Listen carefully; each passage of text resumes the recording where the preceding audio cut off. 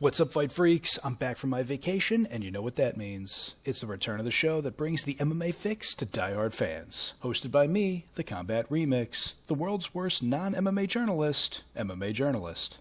Now, not to sell myself short or anything, but it's been a while since I made a video, and leading up to my vacation, the preparations took a lot of my attention, the vacation itself, and even when I got back, let's face it, I got a little lazy.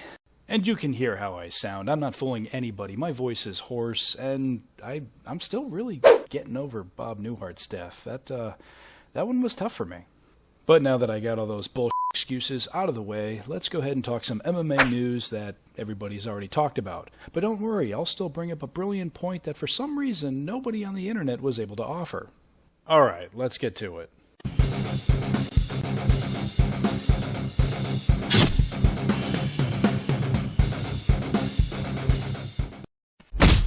While on vacation, I did watch the boxing match between Jorge Masvidal and Nate Diaz, and the decision kind of left me scratching my head.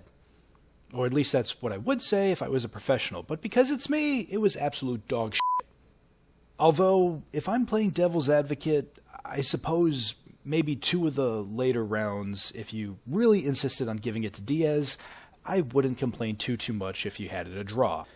And there's been a bit of debate between rounds, was it 6 or 7, or 7 and 9, or 6 and 8?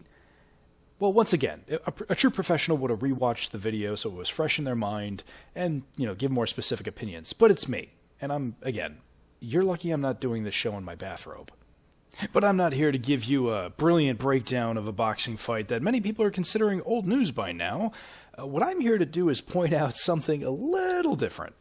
First, I do have to mention the incident at the pre-fight press conference. Now, I didn't watch it live, so when I read the headline saying a fight had broken out, well, I clicked that story faster than a free trial link for Paige Van Zant's OnlyFans. At first, I only saw a couple of videos. They were from the mainstream MMA outlets that had so many people blocking the view, I was like, I can't see shit, can you? But eventually, I did see the video that had a much better angle of the scrap. And while it appears to be the case, and this has been backed up by reports, that the fight wasn't started by the fighters themselves, but rather their teams. But that certainly doesn't mean that one of the fighters wasn't involved in the incident at all. We can see from this video clip, it appears that Masvidal was having words with this gentleman, and then the man who appeared to be preventing a fight between the two ended up throwing strikes at Masvidal. Now, after all that, my only question is, why the hell was Tom McDonald at the press conference? I mean, all things considered, it would make more sense for Tom McDonald to support Jorge Masvidal and join his team. I mean, Jorge Masvidal has made his political stance quite public. And then, of course, Tom McDonald, he made all those songs about...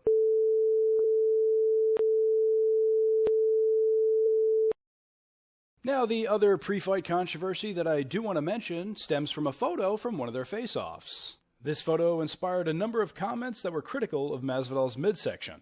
Some of these comments suggesting, whether jokingly or not, that Masvidal's midsection was a result of him taking HGH or possibly even steroids.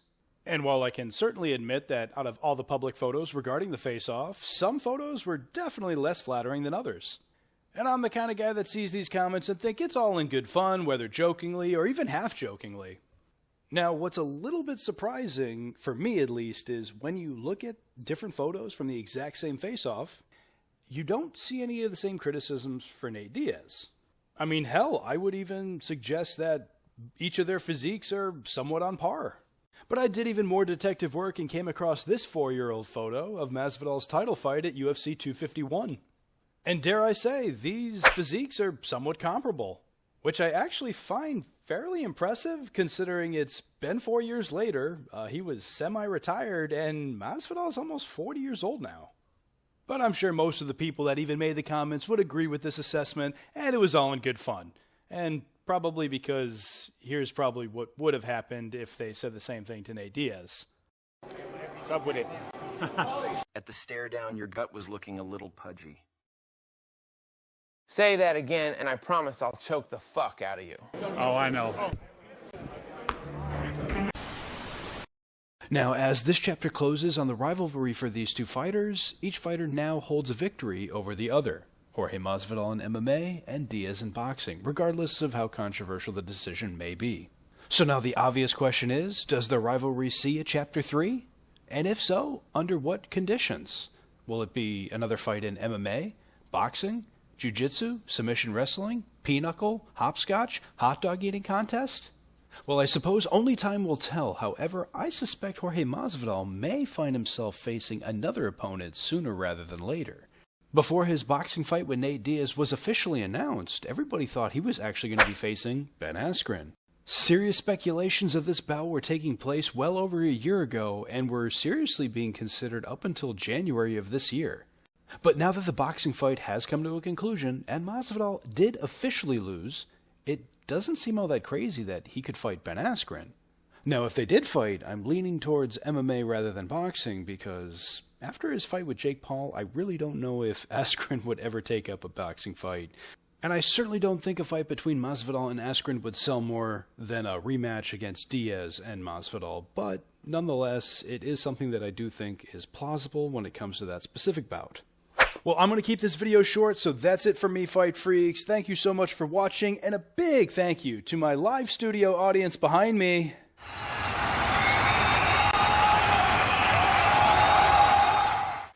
I got a ton of videos I'm currently working on, so I'll return soon to bring all you Fight Freaks your MMA fix.